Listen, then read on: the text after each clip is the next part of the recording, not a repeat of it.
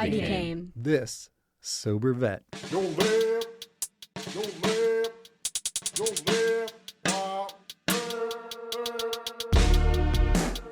Our mission is to normalize sobriety with veterans who are using and abusing substances in a harmful, self-medicating way.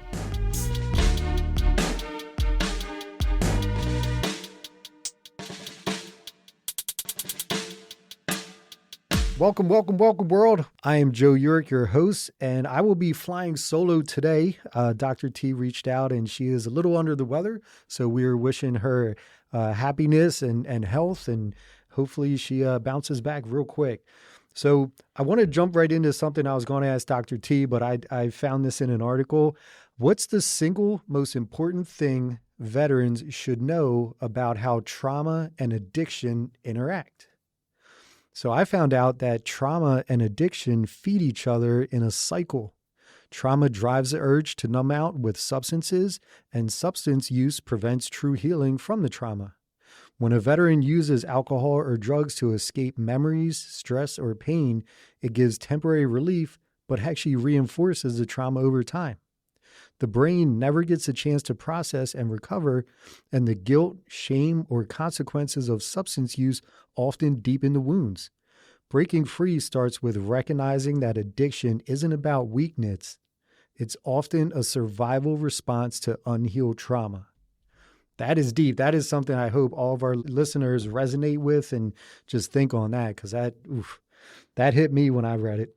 All right. Well, I'm very excited about today's guest, a Navy veteran, Kevin Macomber. He is the author of Walking from the Shadows, My Journey with Post-Traumatic Stress Disorder.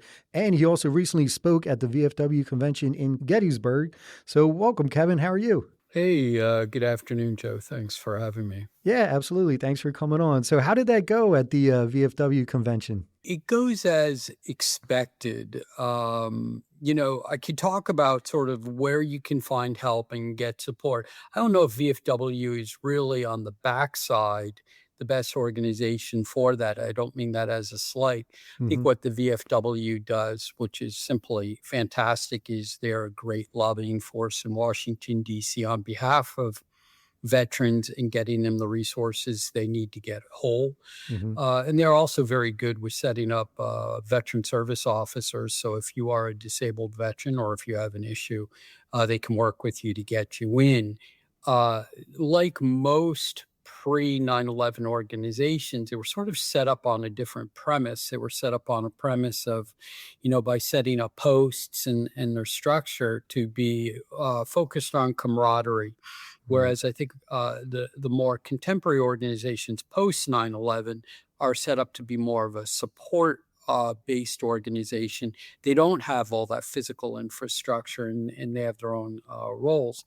But I go to the VFW because it's one of many places that I go to talk to, because the whole spectrum of PTSD is broad, and its connection with substance abuse is even broader, and it's complex. I really like how you led in today and spoke about the connection between PTSD or trauma. And I want to add another term in there called CPTSD, which stands for complex PTSD. And that means you've gone through multiple traumas over a repeated and period of time. It can be a short period of time, long period of time. But, it was interesting. I looked up some of the stats on PTSD and substance abuse. And it's incredible that somebody with like an alcohol disorder with PTSD is 4 times more likely than the normal person in the public. And then you look at it, somewhere about 40% of people with PTSD have an alcohol or substance abuse issue. But if you are a veteran and you have PTSD, it jumps up to 75%. Oh, wow. Jeez. And you go, oh my goodness. And if there's any solace in those numbers, anybody's listening, and, I'm 62. And I'll put 30 years in my healing here, 30 plus years in my healing. the solace in those numbers are you aren't alone. Right. I think there's a lot of solace in that, because the fact is when I 30 plus years ago, I had a mental breakdown. My alcohol use was way out of control. I thought I was alone, and in fact, I wasn't. It was just the fact nobody was talking about it. Right. And so, to segue into this, there are a lot of people out there in the world that get maybe what you're going through right now, and that's sort of a beautiful thing. There's a lot of support out there. Absolutely. Well said. I agree. So let's actually go back. So let's start with your military journey. Why did you join the Navy of all the branches? And then what did you do in the Navy? Well, that's it's interesting. I came to understand my childhood different as I got older. My father married late in life. He was old. He was World War II. He was a violent and abusive man. So I was basically an abused child, mentally abused. And by the time I was 15, I really was looking at the recruiter as an escape mechanism. 16, actively working on it. 17, I had my mom sign me in. Wow. So I went into the Navy just because it sort of the training best aligned with some of the things I was thinking about doing in life. And it also allowed me to escape my childhood. But it didn't sort of work out the way I thought. I got into my first training class. I didn't do well in it. I was too young. I was immature. I wasn't prepared mentally for that. So I went to a new, you call them MOS, but a new rating. In the Navy, they call it a rating. Okay. And I did okay in that. And, I excelled. I did very well in my classes and, got advanced and did that.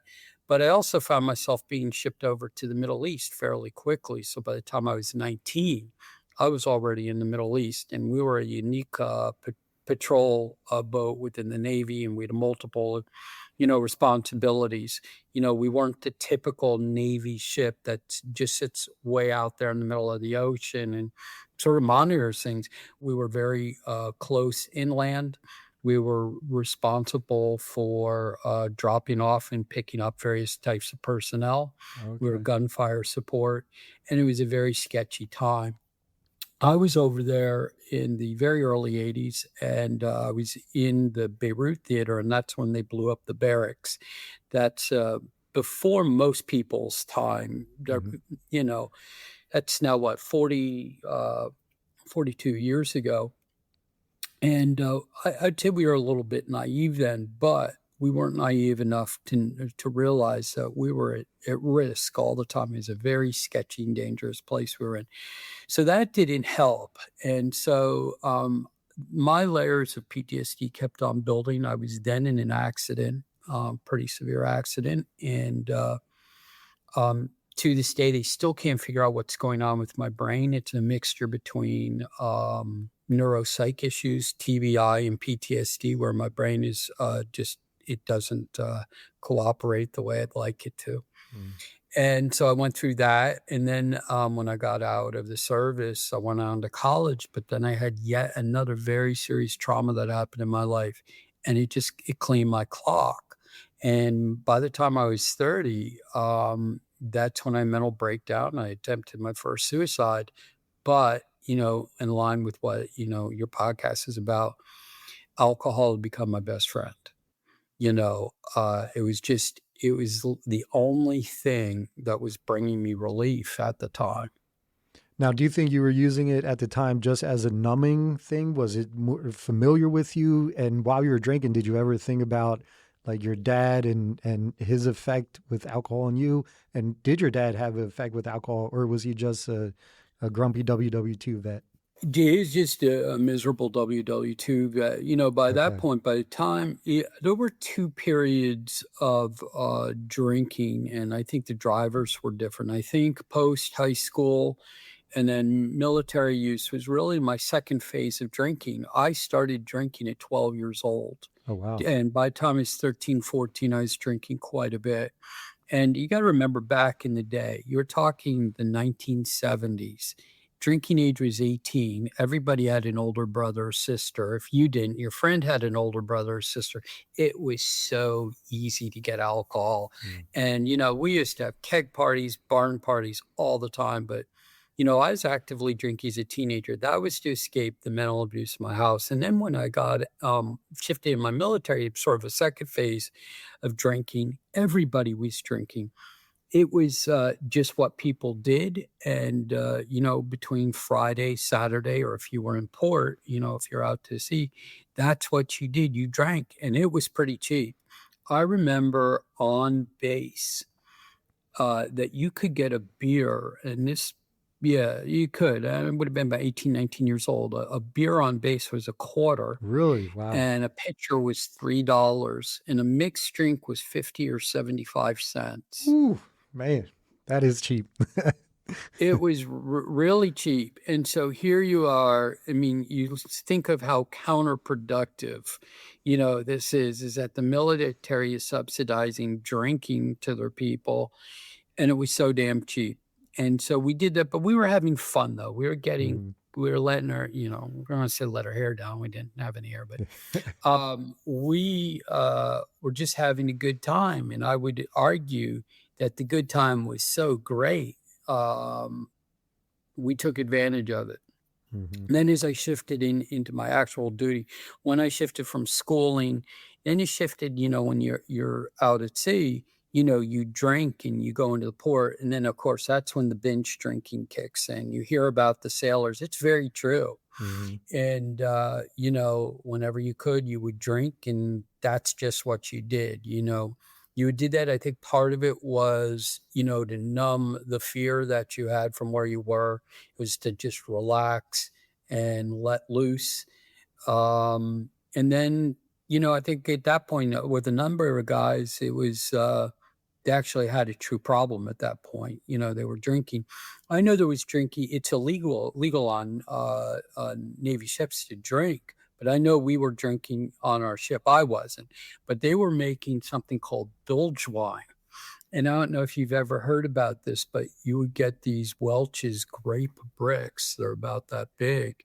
And they come like Cafe Bustelo coffee. Sometimes you see coffee in these square bricks. Uh-huh. And they would take this Welch's and put it in jars in the bilges and let it ferment and make wine to get drunk on the ship. No way. And Wow.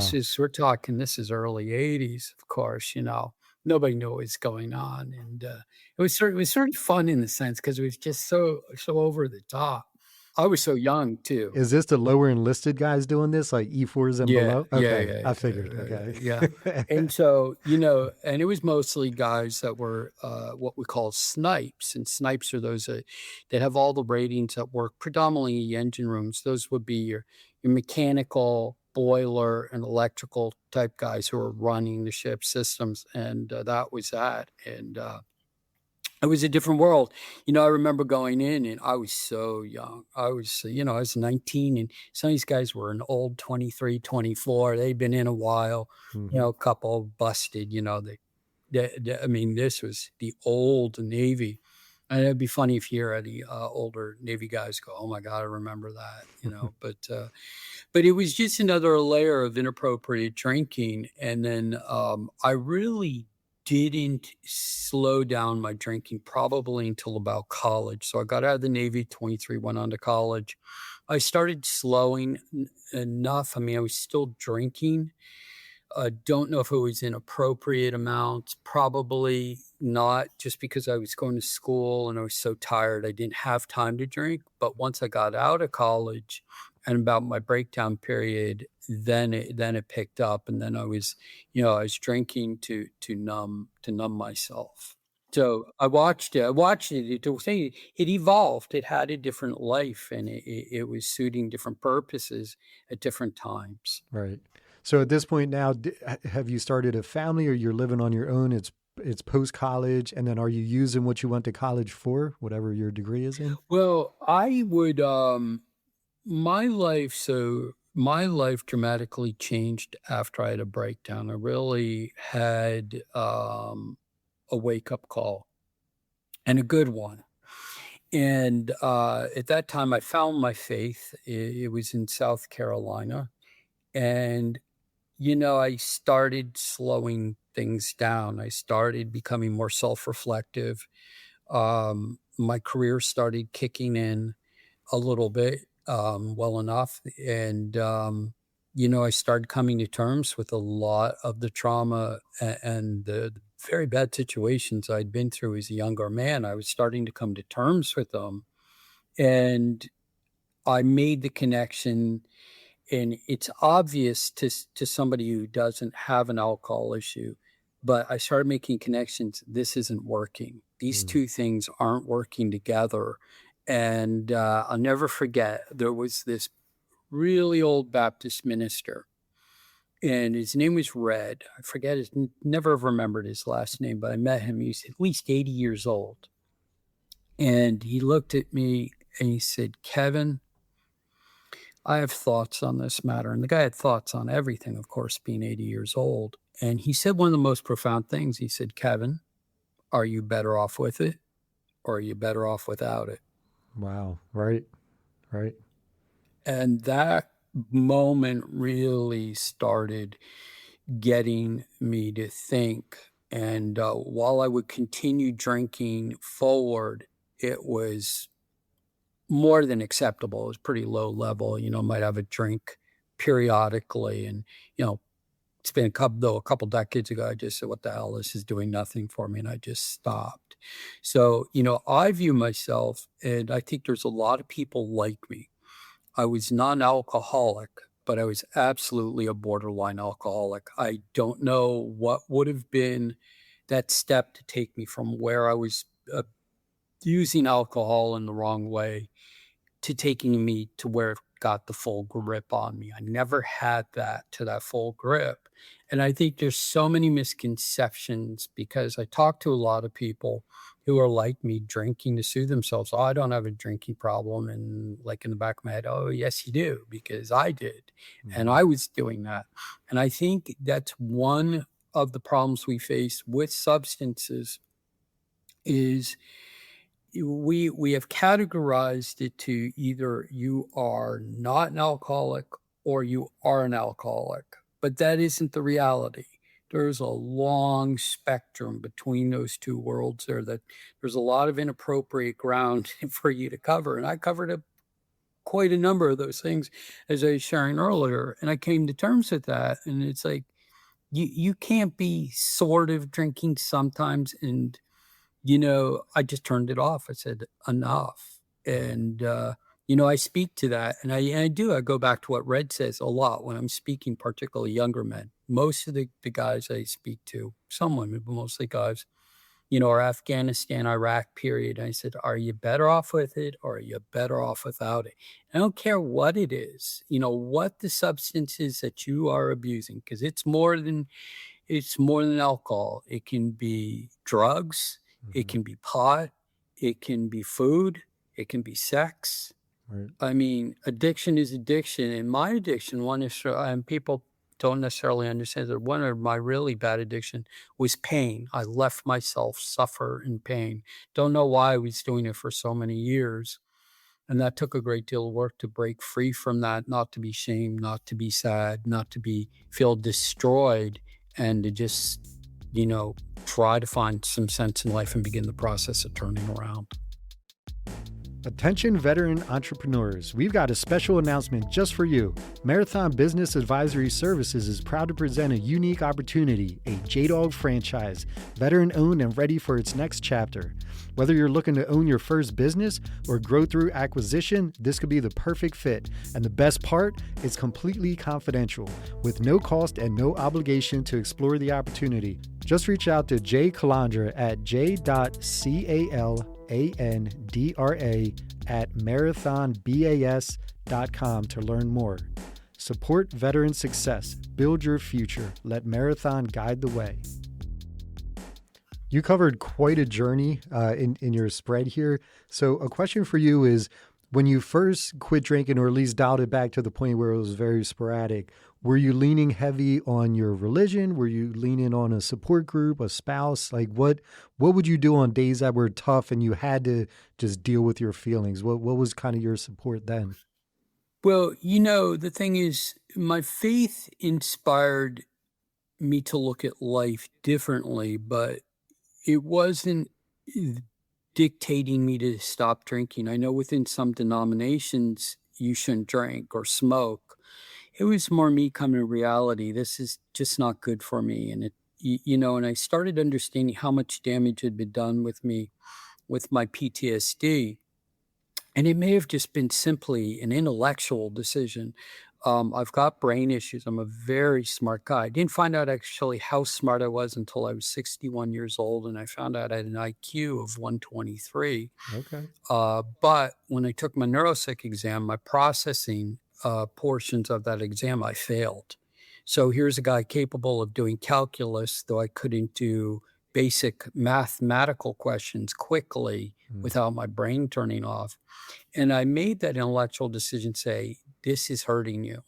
This is, you're battling for every little bit of your gray matter to work for you, and you can't have things working against you. And that was it. Another part of it was, I took when I was 33, I got married, and she's still my wife. We've been married 29 years. Congratulations. We have 2 kids. Nice. We fostered 4 others. Awesome. And I took being a dad very seriously. And, with kids, we all have the same conversations, about partying and all that. I couldn't live the 2 sides of that conversation, saying, you can't do this, but Dad, you're doing it, you have some of that. But also my wife really, I will probably say, was my greatest motivational factor. And I've been very fortunate to be a long time in my marriage. 29 years is a long time. Yes, it is. I did well. I did really well with my wife. And my wife is a good person. And she knew I was a good man when she married me, but I had no idea how good of a man I would become after marrying her, and and after getting past my issues, and where I would evolve to, and the things I would accomplish, and what my core beliefs would be, and my core actions, and deep down who I really was. And she saw more in me than I saw in myself, and she just booted me in the ass or nudged me along as needed in the right direction. Mm-hmm. And I would argue that was it. And I have this conversation a lot. If you are in a good marriage, that person's really caring about you and trying to help you. And I'm not, some people go, oh, she's nagging. Is she? Is she, or is she really does that? Or does your spouse love you and is telling you what you need to hear and you're not wanting to hear? You're in denial, or you're ignoring it, or you're whatever. But I listened to her, and most of the time she wanted what was best for me, and she would help nudge me along in that direction.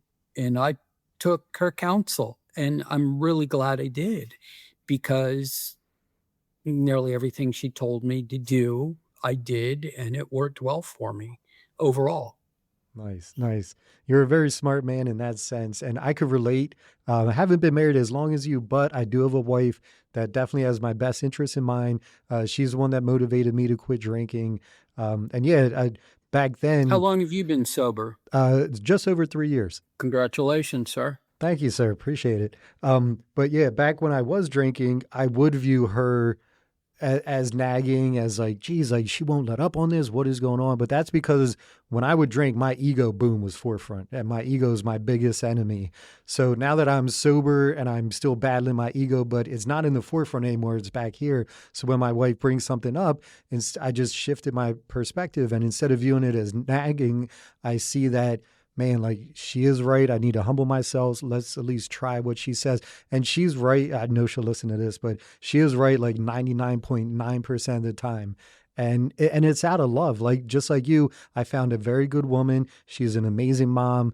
She has literally been my rock in my sobriety journey. And I don't think I could have done this without her. And it's funny because when I first quit drinking, she had gave me an ultimatum, and she basically said, it's either us or the alcohol. Like my kids and her, she was willing to step away from our marriage, take the kids because she had had enough. And at that point, that's when I was scared straight and I chose her, Mhm. which I continue to choose her to this day. And about a month into sobriety, she was like, I'm going to be honest, Joe, I didn't think you were going to choose us. I thought you were going to keep drinking. So for her to like have the balls to risk losing everything that we've built, we've been together 18 years. Yeah, no, I always respect her for that. And she is such a good woman. So you and I have that in common. Is good woman. It's a big thing. Yeah. Well, I think one of the things is, I want to talk about one thing that ties in is because people have different personality types, right? Sometimes there's ego, but it's not uncommon for people who have PTSD, and I'm severe, by the way. The VA rate has 5 ratings. I don't know if you know this for PTSD. It's 10, 30, 50, 70, and 100, and I'm 70, which is considered severe, and it means my symptoms are all the time. Now you're going to go, wow, he looks well adjusted. No, I'm well practiced, and I've learned how to manage, every aspect of my life. But the one thing that I think that's very hard for people with PTSD is they really struggle to trust people. Mm, And that's inherently the lack of trust to people. And it's understandable too, particularly if you had a really poor transition from the military and you go in a very trusting environment and you come out. I mean, I most certainly saw that. I was aghast to how low the work ethic was. Just everything was so weak hmm and I got out in South Carolina, and which, the people joke about that being slower, but I'm telling you, back in the day, it was really slow. And the work ethic was poor. And it was a very hard transition. But my trauma, one time my breakdown, I had an issue with trusting anybody. I don't care who it was, anybody. And then that leads to isolation. Right. And then you go into the isolation and you're by yourself. And I'm telling you what, your best friend becomes alcohol. You trust the bottle, you don't trust the friend. hmm And if you're in that world, I have 2 chapters in my book on that, one on trusting, isolation. Some of the things I did to get out of that downward spiral, how to get into trying to trust somebody. And of course, you get into a relationship, you have to trust your spouse. Right. And I think that's a lot of it. A lot of being in PTSD or going through trauma is you're always in the mode of trying to protect yourself. And you could say, oh, I'm going to keep drinking, I'm fine. Well, what are you protecting? You're protecting, you've got a heightened protection system there, and that's created by your amygdala. Your amygdala, your brain's been changed. That's where your fight or flight is. hmm So if you've been traumatized like me, you are going to have to change a whole bunch of your behaviors. And that's sort of what happened after I had my breakdown. I had a lot of moments, and I'm going, I have the ability to change all my life right now, every aspect of my life. And even if I screw it up, I can't screw it up more than my life is already screwed up right now. hmm My life was a dumpster fire. Oof. I mean, it was bad. I was really sick. And I just had that epiphany and I said, wow. And I started changing things. And ironically, I changed everything, Nice. everything, literally everything, all the people in my life. I disowned my family for the most part. I disengaged is probably a more accurate word. All of them. I came from very dysfunctional family, both sides, both my mother's and my father's side, extremely dysfunctional. It wouldn't be the type of people I would associate by the time I was 30, and I started meeting new people, new experiences. But of course I was changing my behaviors. And of course I had the positive aspects of that as I would move forward and come to inspire so many people from my own personal journey of healing. That's outstanding. So you just relied on your personal compass to kind of make that change. That wasn't from an external source. Well, I think I was getting influenced lightly by it, but I mean, I could see, and I was honest with myself, my life wasn't going anywhere and I was in a dire situation. Hmm. And and we didn't have those influences back then like you do now. So, back in the early 90s, I mean, there was no support. There Right. was none. There was no, I mean, I'm sure AA was there, but it was very quiet. You wouldn't say, today people say, hey, you go on Facebook and you say, I got my 5 year coin. And the whole universe is jumping up and down, cheering people on with the 5 year coin. It's a Hmm. beautiful thing. Back then, you wouldn't mention it. And there was absolutely no mental health support. But what I did find was I found a recovery group at a church. Nice. And I think that helped to ground me. And I met some other people, if anything, that said, okay, it validated that I'd been through an absolute shit storm. And it also, though, validated you're not in this alone. You're not the only person to go through this. And it was good to sit down with other people and hear what they were doing. And of course, years later, I've been to AA meetings. I have a family member who's an alcoholic, and they invited me AA meeting, and I was one of the greatest. I tell you, I've heard better sermons at AA meetings than I have in a church. Nice. And you start, and then you say, I like this. This person is making me. I like their wisdom, and you start almost going the other way around, where once you start hearing the truth or seeing this enlightenment, you want more of it. You're Hmm. going like, this is fascinating. And that's sort of what happened. And I just sort of fell in line and just chose to change my life. It was there. I didn't like where I was going. I didn't like my family. I didn't like my father. And I said, I've got an opportunity to make all these changes. And I did. And it sounds sort of simplistic, but that's just sort of how it unfolded for me.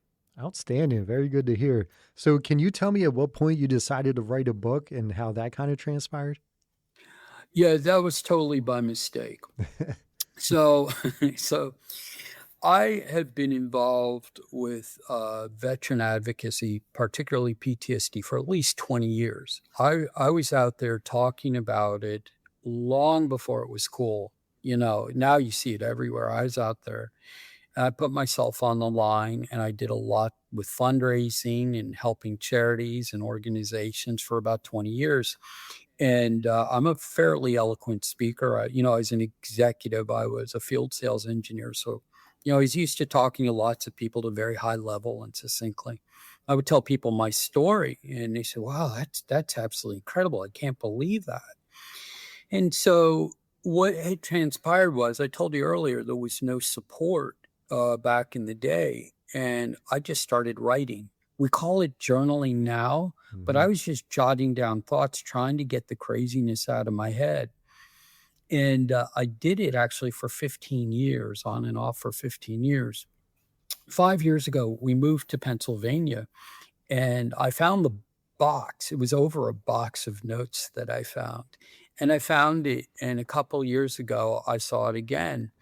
And there was something in the news. I've been doing some more advocacy, and, I realized the veteran suicide rate is not going down. If anything, it's going up. And it's a big scheme. I believe they've been covering it up. They won't, people go, oh, conspiracy. Telling you what, prove me wrong. Show me the data. You can't find the data in Pennsylvania. You can't find the data in the US government. The CDC and the VA have two different numbers. And then if you go to any of these post 9/11 organizations, they're pretty savvy. They're pretty sharp. They say, oh, it's higher than 22. What do you think? I believe them, actually. What you come to learn, and I can't prove it outright, but I'm fairly certain this is the case. Mortality data is gathered by the county coroner. And as I've understood it, they gather it in different ways. They don't gather it universally the same across every county and across every state. And as well, some suicides don't get attributed to veteran suicide, like overdoses. And that very well may be the overdose element, is how some of these more contemporary organizations are coming up with higher numbers because they're including other data. Hmm. And it's impossible to get your hands on the data, But if you'll notice one thing, in the public, everybody keeps saying 22 veterans a day. And then in the government says it's somewhere 17 to 18 per day. Mm-hmm. They haven't changed for like 10, 15 years, Oh, going up or down. Yeah, what are the odds of that? So I got pissed off. I said, I'm going to do something about this. And I pulled out the box and I went in my kitchen and I took out scissors and I organized the chapters on the kitchen counter. There were about 30 chapters, actually. And so I cut them out, marked it, what chapter could this be in? And it consolidated down to 16, though there's still a couple more. But I focused on the 16 most important topics that I think somebody who's been through trauma might want to hear. Okay. You know, things I learned from, 30 years in the healing journey. And that made it very rare. So what you find out is most of these books, probably a couple 100,000 mental health books written, probably 20 or 30,000 PTSD books. They're all written by doctors, clinicians, therapists, and they're all written in third person. Mm-hmm. Not the people that went through it. Yeah. Not the people went through it. And what made my book so very unique was I told the whole journey of what it was like to have a full mental decline, to go what it was like to have a substance abuse issue, what it was like to try to crawl out from underneath this unbearing weight. It was horrific. It was ugly.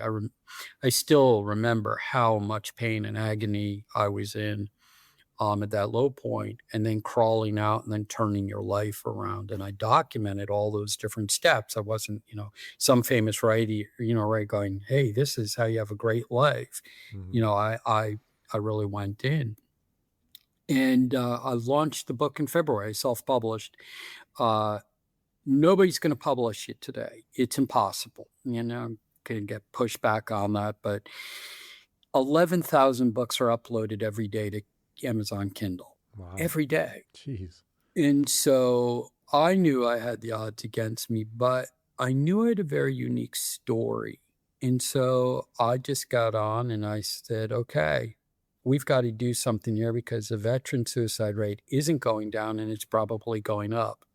Started getting people's attention. Fast forward now, the book has been accepted by all 4 military academies, major military academies in the U.S., both hard copy, and I gave them unlimited digital use among cadets. Outstanding. It was about a week ago accepted by the Royal Military College in Canada, which is the Royal Army and the Royal Navy of Canada. Awesome. Congrats. It's been accepted by Penn State to use in their veteran integration program. And it goes on, and we have all these goals. I mean, my goal was to get into the military academies. I got a check mark. I got all 4.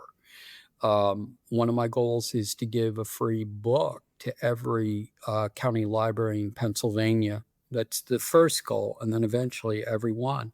And what's really amazing about this is mostly being done for free. Nice. We're not charging money to do any of this, and that was the end game. And, when you go through the journey, and you understand it, you're giving now. You're not becoming rich doing this podcast, right? Mm-hmm. You're giving back. And it really does your soul good. That is one chapter in my book, Giving, Mm-hmm.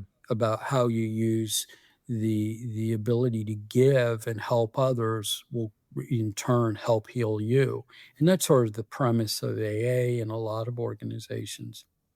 And so the book took off, and it's been there. I've been on all kinds of television shows and podcasts, and we estimate about 1 million people have heard me in 6 months. Outstanding. Nice. And that was just doing what I'm doing right here, just being myself, saying, hey, you've got this. I care. And, I think I can help alleviate some of the pain that you're carrying then, and maybe give you some ideas of what you can do. Because no matter how bad you think your life is, I was at the very bottom. Now, it wasn't with alcoholism, though alcohol was a problem. I was farther than bottom. I mean, I attempted suicide. I'm a 2-time survivor. I get it. But I'm here also to tell you, though, with making some of the right changes in your life, making better decisions, changing habits, your life can really take off. It can really be fantastic. You can really turn the thing around. And that's the hope that I think a lot of people want to hear. Are you enjoying these stories of veterans totally rocking it with sobriety? Here at This Sober Vet podcast, we want to keep bringing these warriors' tales of triumphs to you. However, we need your help to make that happen. We're in need of sponsors for This Sober Vet podcast. That's right, now's the time to show your support, advertise your brand, or just make a monetary donation. It's easy. Just go to our website, www.thissobervet.com. To become a sponsor, fill out the form on our contact page. To donate, just click on Support the Mission. Let's keep shining a light for those still in the dark. Outstanding. So how did you get the book into all 4 of the academies? Just through networking? Did you reach out to them direct? Did you know someone? I did. One of the interesting things, if you're trying to sell a book, you're not going to. It's impossible. And today there's so much content, whether it's a book or it's a website or it's a paper or an article, whatever. You all face there's so much content. And so I said, no SEO content. You're not going to be able to buy your way in, into being famous. I picked up the phone. Good, nice. Old That's school. all I did. Yeah. I went old school. You're younger than me, but back in the day, coming out of college, the way you sold things were, we did have email. And we did that, but we also made calls and we met people and we shook hands and we talked. And that's how you became successful in sales. And I said, nobody does this anymore. Nobody does those basics. And that's all I did was I started talking to people and I just kept reaching out and pretty good response rate. Everybody doesn't respond, of course, and that's like life. But I just kept at it and I keep at it to this day. And, every day I do some. And so the book took off and it's really sort of an amazing thing. Very nice. Good job, dude. That is outstanding. And what I love to see, which this is a common denominator between sober veterans that I've been seeing, is we all reach back to help. Like once we made it through the storm, it always seems like our mission is to say, all right, I made it. I got to tell other people they can make it too. And you're living that. So thank you for that, because if 1 million people heard your story, at least 10% of those people are probably going through something that your story will help them. So good job on you. Or more. Yeah. And, I found, my book, what was really interesting, I wrote it. And granted, I'm a veteran and you're a veteran, but most of the people that proofed my book were not. And so I make my book what I call trauma agnostic. I developed that term, which means I don't care what trauma you went through. I'm not judging. Trauma's trauma. Trauma's trauma. Yep. Impacts people different ways. And so I pulled out some of that, but I will tell you the most receptive people in all of this have been veterans. And, you can see when the light comes on and when they're connecting. But it goes back to 2 words I said. What were the 2 words I said earlier? Why would the veterans attract to another veteran? Trust. The trust.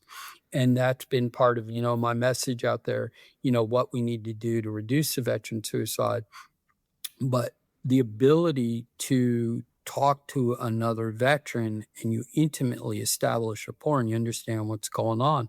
It's my feeling that and I don't know if people agree with this, is that AA meetings could possibly just be tailored for veterans only. And you might have a really powerful way to get to a certain segment of the people. And there are elements of the military service that have to be discussed, particularly when it comes to, if you saw violence, I saw violence. You see death, I saw death. I think that's part of the trauma addiction narrative that needs to be discussed and open to help come through that. And, if you have this opportunity, I would say, hey, could we start AA groups that are veteran only? And I think you would have a really good response and a really good success rate with that, because you're going to sit in a room and your brother or sister says, bullshit, bullshit. Mhm. You're going, okay, I get it. Yeah. You're going to drop. It's easier. Now, most of us can't let our wives or our partners do that, right? Mhm. But the veteran calls you out and says, you're full of shit. Mhm. Yeah, you're right, I am. Yeah. And so I think there's an opportunity there. The two things, just so if anybody's here listening, what I'm advocating for, and I've been, I'm regularly engaged with the governor's office here in Pennsylvania, Mhm. and I've been involved with the DMVA. I was just recently invited to the Senate down in the Washington, D.C. Wow. And there's two things I'm advocating for is peer-to-peer support groups.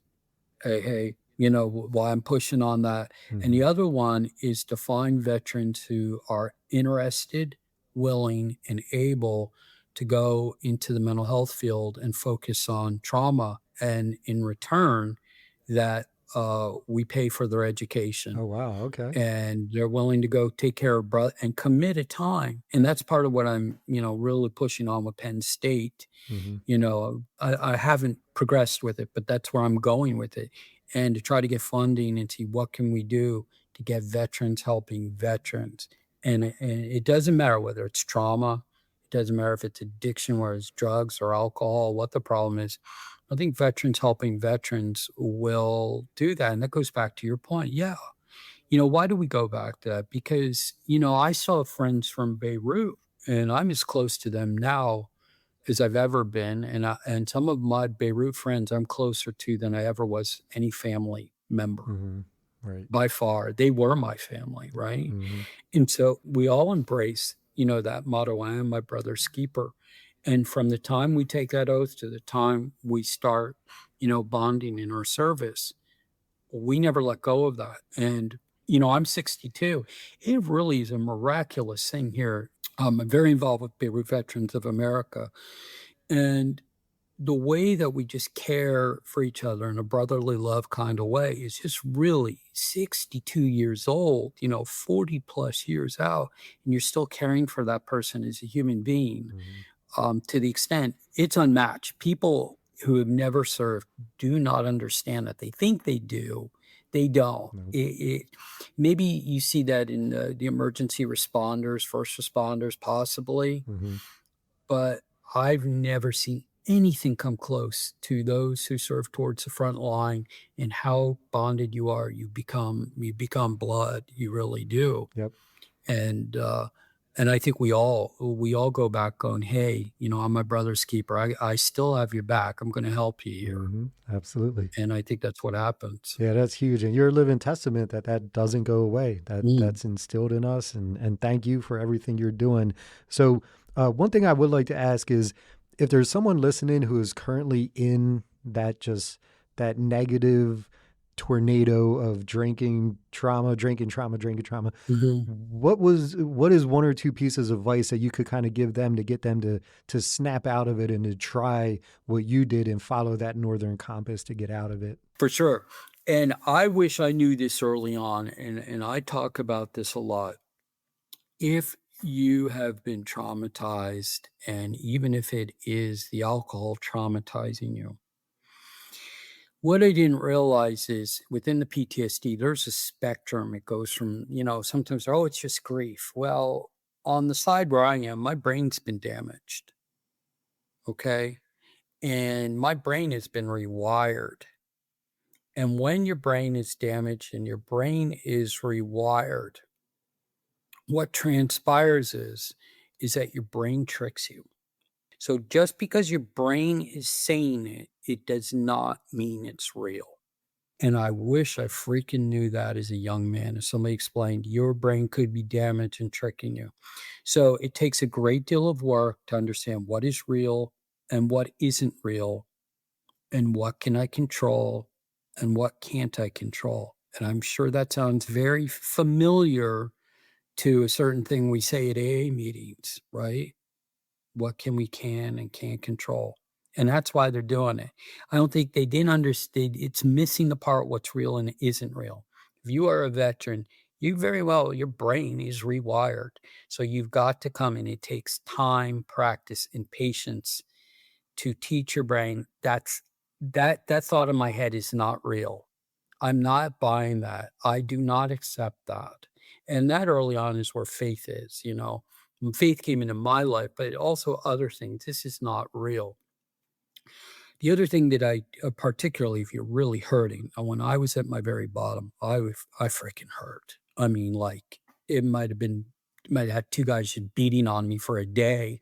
I'm barely clinging to life. That would be a good example of how bad I hurt. It was incredible the amount of pain I was doing, and that's what led me to my first suicide attempt. But I didn't have the wherewithal, and of course they say hindsight is 20/20, but I didn't have it at that time to understand that's just right now. That's not tomorrow. Mm-hmm. And it does get better. And I say this almost every single day. I say, oh, I'm feeling so terrible, no matter what the symptom is. Or often the case, it's multiple symptoms. You're feeling terrible at the same time. It gets better. And you have to understand, if you are willing to make those changes, if you're willing to change habits, life decisions, embrace some humility, ask for some forgiveness, go out there, fix some of the things you screwed up or you did wrong, say, I'm sorry, I owe you an apology. And all of a sudden, you will notice your life will get better. It isn't as hard to make your life better as you may think it is. You may think it's this mystical thing way down the road. It's within arm's reach. Mm-hmm. I assure you, it's within arm's reach. And what's so amazing is easily, and I counted, and I've not because of your show, but I've counted over 1/2 of my friends are recovering addicts of some type. Over half. Wow. I have a lot of friends, Uh-huh. and they're all military. So, I'm sort of like a conduit for them. If I put them here, they would all go, oh, yeah, it gets better. Just do this, do this, do this. Mm-hmm. And they're right. And the other thing is if you have a problem, know you're not alone. I mean, I go into statistics, the PTSD/addiction, almost one and the same now. Mm-hmm. 40%, if you have PTSD, have an alcohol problem. 75%, that's almost everybody Right. has an issue. So you're not in it alone. You don't have to fight this alone. What you do have to do is you have to accept you have an issue. And I think most people deep down know they've got an issue. It's just, what do I do to get past it? And I think, I've been there, and not a lot, maybe a dozen or so times in my life, but get to an AA meeting. Mm-hmm. Get to an AA meeting and start the process. Say, what do I do? I need some help. I want to change my life. And just one step at a time, put one small step forward and frickin' do something. Just do it. And my name's Kevin Macomber, and that's why I became the Sober Vet.